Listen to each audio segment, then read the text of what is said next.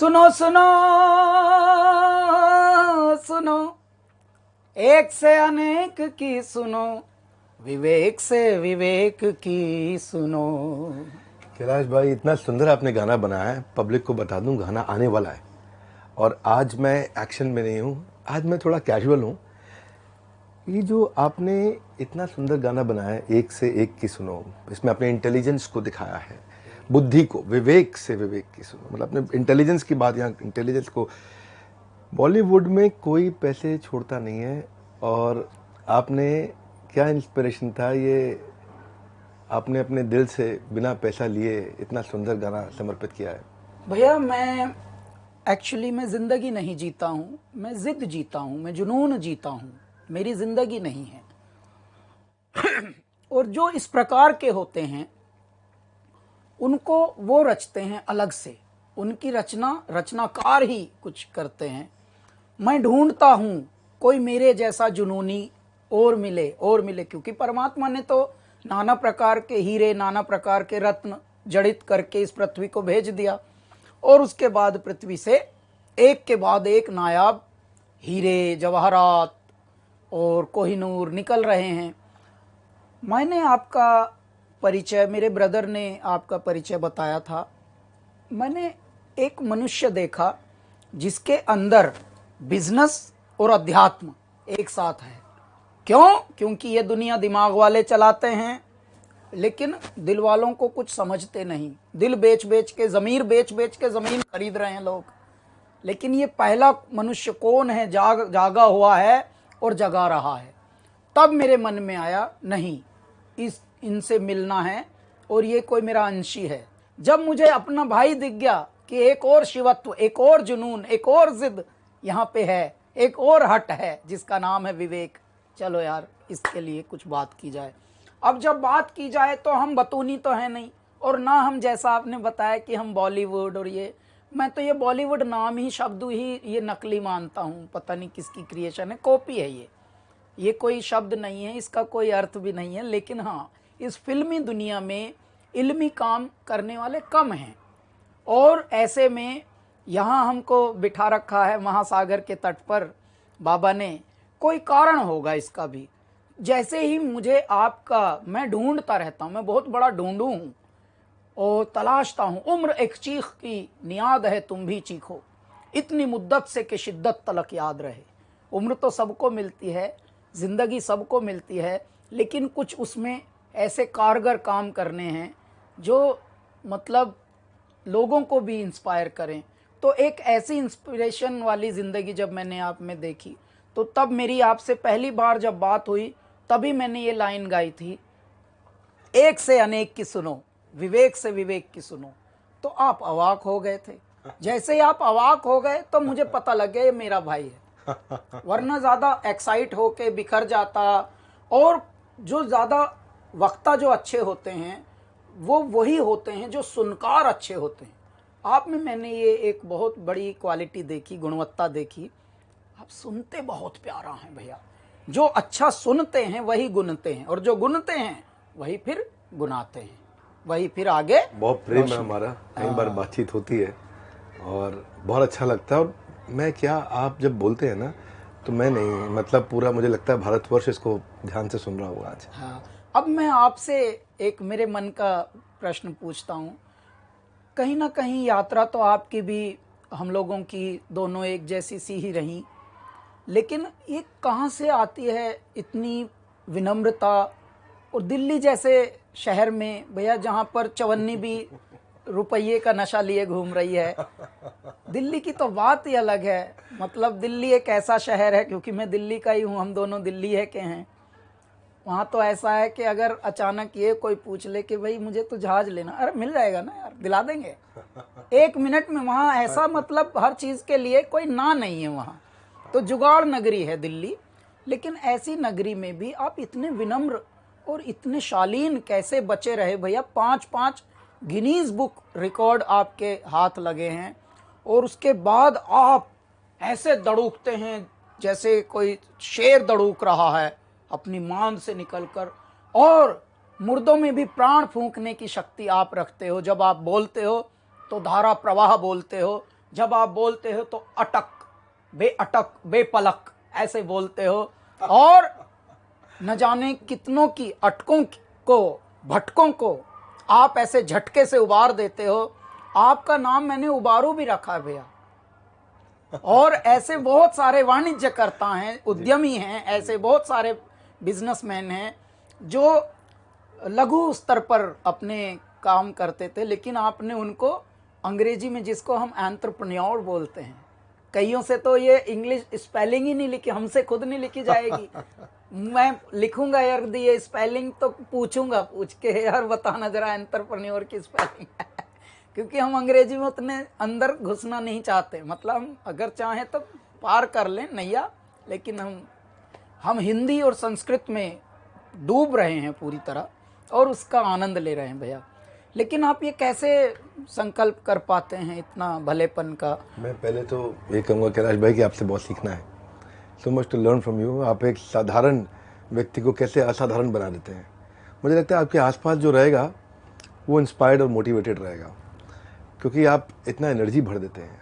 और एक सपना हम लेके चले हैं, एक सपना है जिसको पूरा करना है, और उस सपने में एक चीज़ पे हमने फोकस किया है कि जिस आम आदमी के लिए हम काम कर रहे हैं, उस आम आदमी को अगर एनेबल कर दे, भारत में बहुत शक्ति है, भारतीयों में बहुत शक्ति है, मेरे भाई असीमित शक्ति है। और उस शक्ति में आज फैसिलिटी की कमी है। जब अंग्रेज हमको छोड़ के गए तो हमारी जो जीडीपी थी, वर्ल्ड का कंट्रीब्यूशन उस समय 24% थी। अंग्रेजों के आने से पहले, उनके जाने के बाद 2.5% रह गई, यानी कि 1/10 करके चले गए में वो जी। हमारे यहाँ एवरेज एज थी ना, हमारे यहाँ एवरेज एज गिर के 27 रह गई। एक आदमी की एवरेज 27 साल की उम्र तक लोगों का देहांत हो रहा था, मृत्यु हो रही थी, लोगों को पता नहीं है बात ये। हम दुनिया की इकोनॉमी में बहुत बड़े कंट्रीब्यूटर्स थे जो समाप्त हो गए। अगर हमने पहले किया तो आज नहीं कर सकते क्या? वाह क्या बात भैया। तू जो चाह ले अगर, कदमों में तेरे हो शिखर, तू खुद पर यकीन कर। तू खुद पर यकीन कर। तो आप तो यकीन जगा रहे हैं सबका, बस खोया हुआ एक यकीन भी जगा रहे हैं, और साथ में उस यकीन का एक आधार दे रहे हैं उनको, उस ज्ञान का भी, बस कि वो कैसे स्टेप बाय स्टेप कर सके। मेरा भाई, हमने एक ना मॉडल बिल्ड किया, IBC, इंडिपेंडेंट बिजनेस कंसल्टेंट। लोगों को जोड़ते हैं अपने साथ में। किसी को कोई भी स्टार्टअप अगर शुरू करना है, तो मैं आज एक बात सबको मैसेज देता हूँ कि स्टार्टअप शुरू करने से पहले एक बार वो IBC की जानकारी ले और बने थोड़े दिन। उसको हम इतना तराश देते हैं, इतना पीट देते हैं, इतना समझा देते हैं, इतना डांट भी देते हैं जब वो IBC बन जाता है हमारे साथ, इतना ट्रेन कर देते हैं, इतना कभी कभार छील भी देते हैं उसको, और इतना उससे लगा देते हैं कि वो 1 साल के अंदर किसी भी स्टार्टअप को तैयार करने के लिए खड़ा हो जाता है। जरूरी भी है। जिस मिशन को आप लेकर चले हैं, मैंने ये देखा है भैया, जो पहली मैंने एक लाइन दी थी ना कि मुर्दों में भी प्राण फूंक देते हो आप, अब मैं आपके लिए ये गाना गाता हूँ। तेरी गुर्राहट सिंह की दहाड़ है, सब जर्रा जर्रा तू पहाड़ है, तारों को चमक लैन दे, तेज धारों को बहक लैन दे, आज फटे चक लैन दे हो, चक लैन दे, सूरज को तक लैन दे हो, तक लैन दे। है नहीं तीर तलवार, नहीं गोली, नहीं गोली, तू खुद है तेरी फौज, तू ही टोली, तू ही टोली। तो आप खुद में एक फौज हो, खुद में एक टोली हो, और इस तरह की जो जिंदगियां होती हैं वो परमात्मा भेजते हैं किन्हीं कारणों से। और इसीलिए आपका जन्म, आपका पालन, आपका लालन और आपके अनुभव, ये सब जोड़कर, सब कुछ निचोड़कर तब बनता है विवेक। और बिंद्रा तो फिर बात ऐसी हो जाती है कि वाह भाई, बिंद्रा ही बिंद्रा।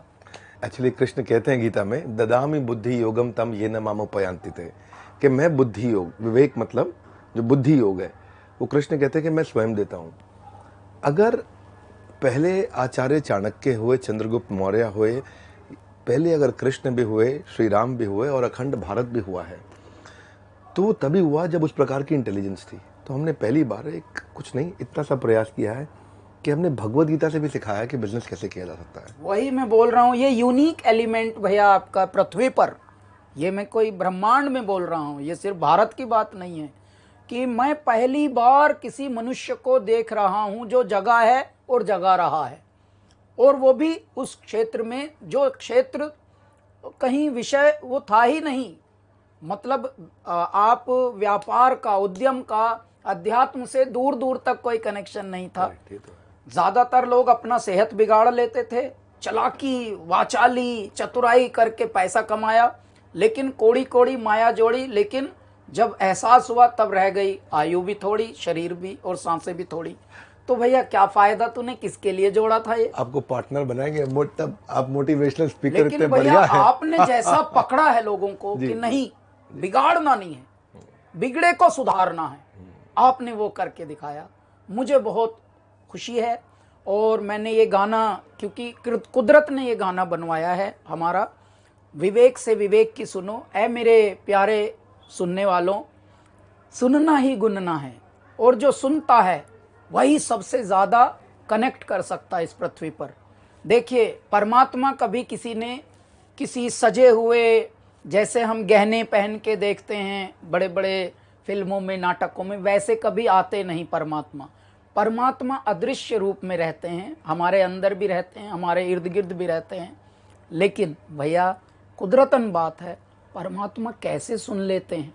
मौन में सुनते हैं सब कुछ। पद्मासन में ध्यान लगाए मौन है, वीराने में तपता योगी कौन है।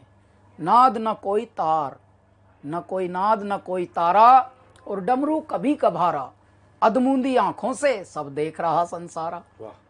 तो मेरे बाबा ने क्रिएट किए हुए हैं आप जैसी आत्माएं, और आप जैसी आत्माओं को हमारा परम कर्तव्य है कि हम और बढ़ाएं और उनके साथ जोत में जोत जगाते चलें। उस यज्ञ में इतनी आहुतियां डाल दें कि वो यज्ञ अखंड यज्ञ बनता रहे, महायज्ञ बनता रहे। इसलिए हमको जोड़ा है मेरे ईश्वर ने। और ये जोड़ी, ये अब 1 और 1 11 की जोड़ी है भैया।